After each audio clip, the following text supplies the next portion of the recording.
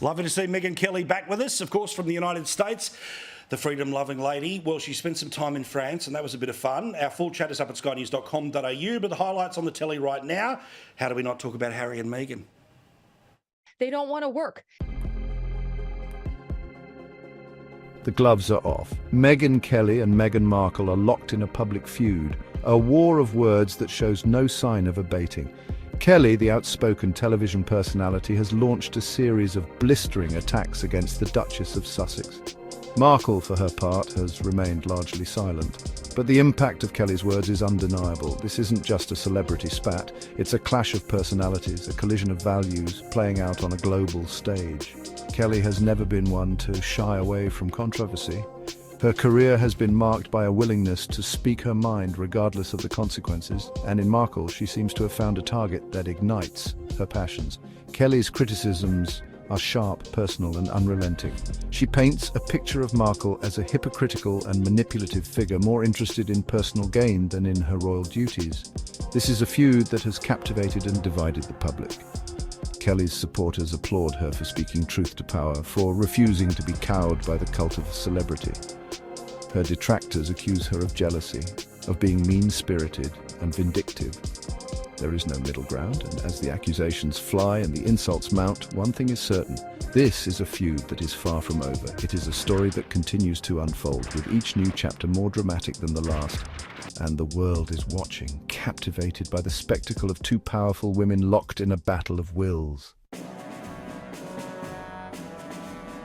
At the heart of Kelly's critique is the accusation of hypocrisy. She points to Markle's espoused commitment to social justice and environmental causes, contrasting it with her lifestyle choices. Private jets, designer clothes, and a sprawling mansion seem at odds with her carefully crafted image as a compassionate humanitarian.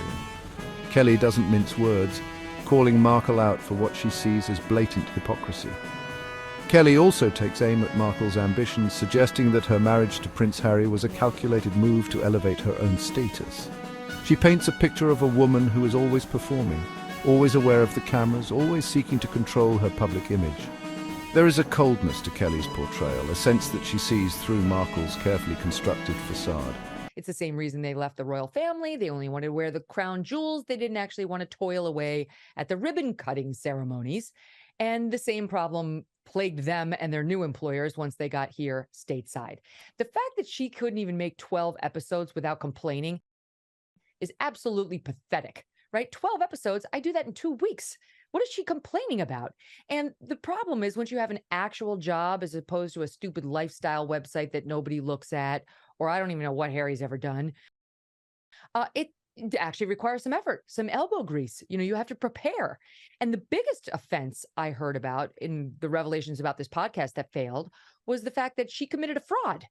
There are some pieces you put out where you must use a producer to do some of, forgive me, the less important interviews. That's just the way these big pieces go. Not in a podcast that has 2 interviews when you only have to do 12.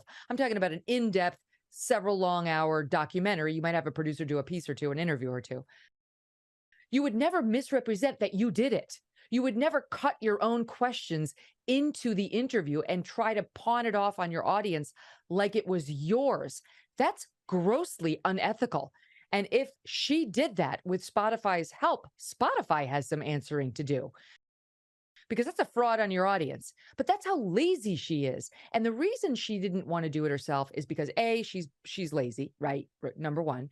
But B, she didn't want to talk to the people who weren't important. She only wanted to talk to Mariah Carey and Serena Williams and Taylor Swift, who gave her the middle finger and didn't even respond directly, but had a rep send her back it's a no letter to her. And I guarantee you, Paul, they had the same problem in gearing up for season 2. No one wanted to be with her. She didn't have the cachet she had when she first left the royal family, claiming racism and mental health problems. Now she just had to make it on her own. And their reputations have been so damaged here. All they got was, I'll pass. Yeah, there's a million other podcasts they can do if they want to tell stories about how terrible their childhood was. There's plenty of other opportunities. But I like what was said by the United Talent Agency's CEO. He's in trouble for saying this, but he says, turns out Meghan Markle was not a great audio talent or necessarily any kind of talent. And just because you're famous doesn't make you great at something. Why is he in trouble for saying the truth? Because they don't. Hollywood's not based on truth ever, any piece of it. So God bless the man for saying what we all know is true.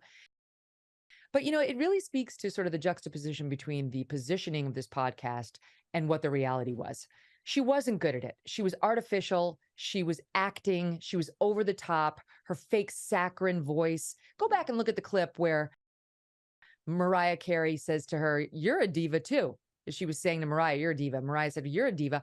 And, oh, was my idol calling me out? Just the over-the-top dramatic. She was pathetic. She wasn't good at it. He was right. And so what did we see in the press? She got an award for top podcast by some group I never heard of.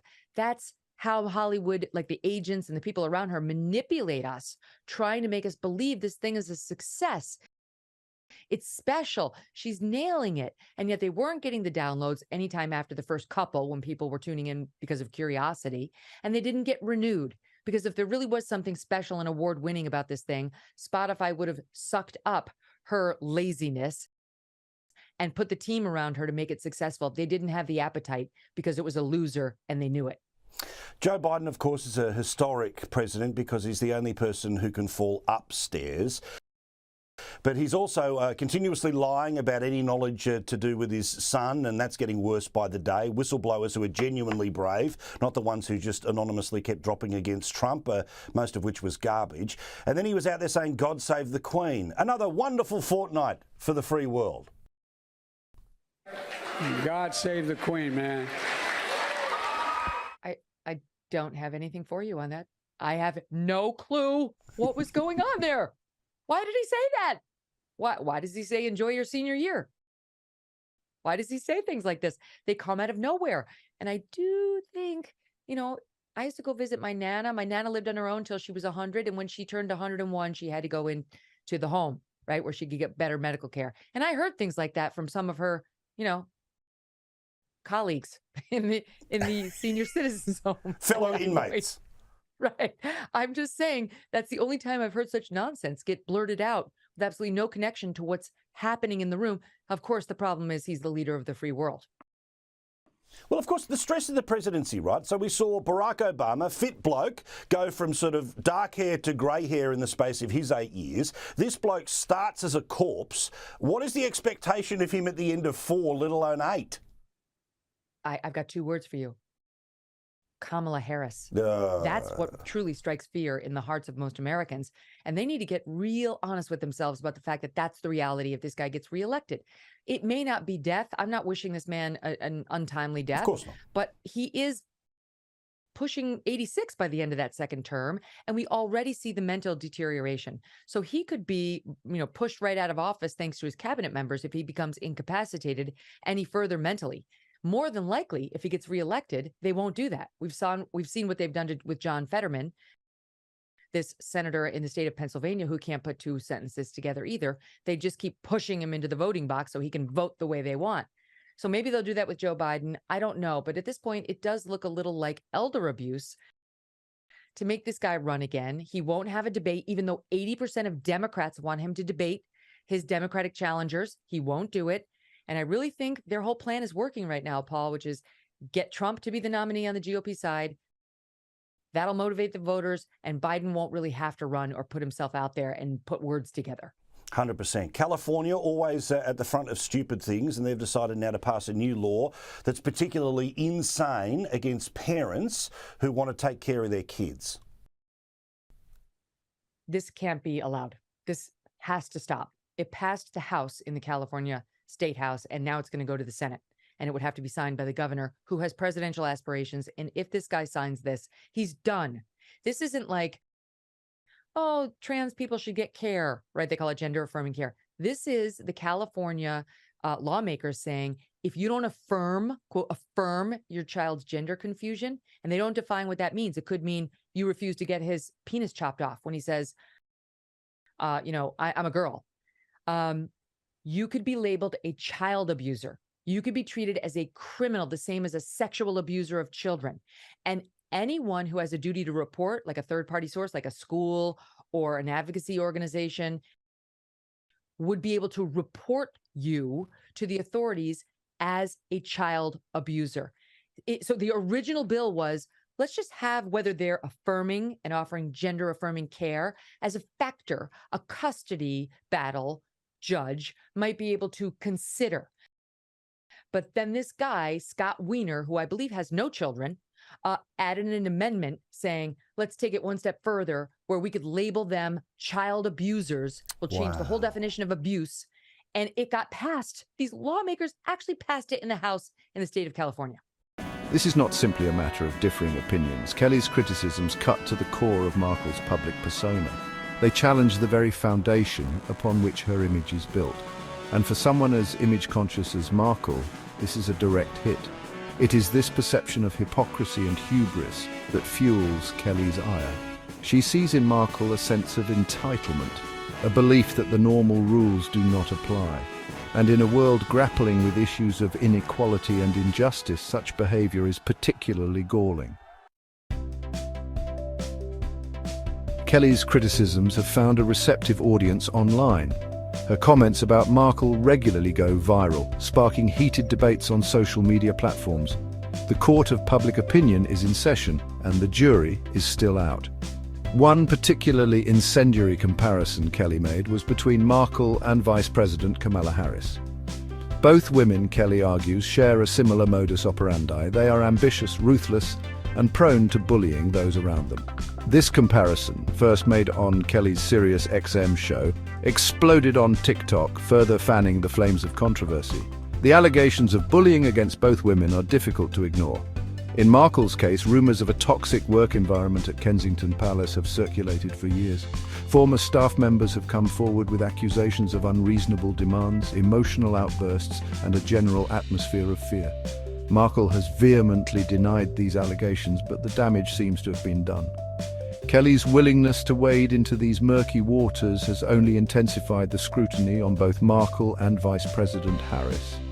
It has also thrust Kelly back into the spotlight, reminding the world of her own controversial past. This feud is about more than just personality clashes or political differences. It strikes at the heart of a larger cultural conversation about power, privilege, and accountability. Can powerful women be ambitious without being labeled as bullies? Can celebrities advocate for social causes while enjoying lives of luxury? These are complex questions with no easy answers. Kelly's criticisms, however harsh and unrelenting, have resonated with a segment of the public. They tap into a growing distrust of elites, a sense that those in positions of power are out of touch with the realities of everyday life. And what of Markle? She has chosen, for the most part, to remain silent, to rise above the fray. But how long can she maintain this dignified silence in the face of such relentless attacks?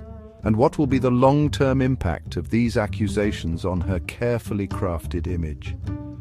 This is a feud with no clear winners or losers. It is a clash of personalities, a battle of ideas, and a reflection of the deep divisions that exist within our society. And as the dust settles, one thing is certain: the repercussions of this very public battle will continue to be felt for years to come.